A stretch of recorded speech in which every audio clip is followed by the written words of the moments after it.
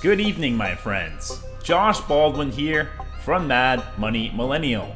In this video, we are going to talk about an incredible new bill for those of you on Social Security, SSI, and SSDI benefits that I think you guys are going to be very excited to hear about. You can do me a giant favor by tapping those like and subscribe buttons. This information changes on an almost daily basis, and it's my job to keep you informed with the latest updates. So make sure you watch every single video and watch all the way through so you don't miss out on the most current information. Our beloved Senator Bernie Sanders from Vermont, the guy that you always see on the thumbnails, and progressive Democrats on Monday reintroduced a bill which would increase Social Security retirement benefits and shore up the program's finances solely by taxing corporations and the wealthy. Sanders has introduced several identical bills in the past, including just last year, but the newest version of the legislation comes out amid a national debate over Social Security between President Joe Biden and congressional Republicans, seizing on proposals like Florida Senator Rick Scott's plan to force Congress to renew all federal programs every 5 years, and a House GOP plan to raise the program's eligibility age. President Biden has accused Republicans of wanting to use debt ceiling negotiations to force cuts to the popular program. The GOP, however, has forcefully denied that it would include Social Security in debt ceiling talks, a concession that President Biden sounded prepared to accept at last week's State of the Union address. Sanders' legislation pushes the boundaries of the president debate over Social Security still further to the left by asking Republicans to respond to the prospect of both bigger benefits and heftier taxes. Sanders had the following to say in a recent release. At a time when nearly half of older Americans have no retirement savings and almost 50% of our nation's seniors are trying to survive on an income of less than $25,000 a year, our job is not to cut Social Security. Our job is to expand Social Security so that every senior in America can retire with the dignity that they deserve, and every person with a disability can live with the security they need. The bill serves as an implicit response to complaints from conservative policy experts that the program's funding gap cannot be closed entirely through tax increases on high earners.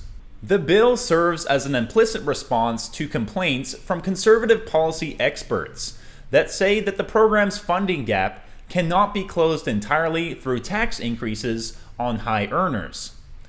Unlike most other federal programs, Social Security is entirely self-funded, meaning that it cannot borrow to pay out promised benefits. As a result of the ongoing retirement of the historically large baby boomer generation, the program is slated to fall short of the revenue needed to pay out future benefits in the coming years. If Congress fails to make any changes to the program, Social Security will only have enough money to fund 80% of scheduled benefits beginning in 2035. That would amount to an across-the-board 20% cut in benefits. To ensure the program can pay out future benefits and then some, Sanders proposes subjecting earnings over $250,000 to the 12.4% payroll tax, while not counting the new taxed earnings toward a person's benefits. As of this year, only $160,200 of wage income is subject to payroll taxes. Sanders proposes levying other taxes as well, such as subjecting investment income over $200,000 to payroll taxes. Sanders released a letter Monday from Social Security's Office of the Chief Actuary, declaring that his legislation would extend the ability of the Old Age Survivors and Disability Insurance Program to pay scheduled benefits in full and on time throughout the 75-year projection period.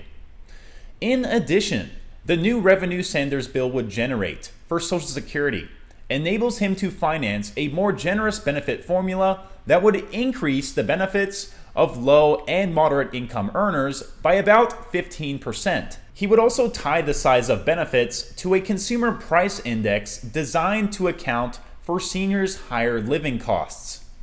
Republicans have signaled since last year that they would demand major cuts to federal spending in exchange for supporting legislation to raise the federal government's borrowing limit this year.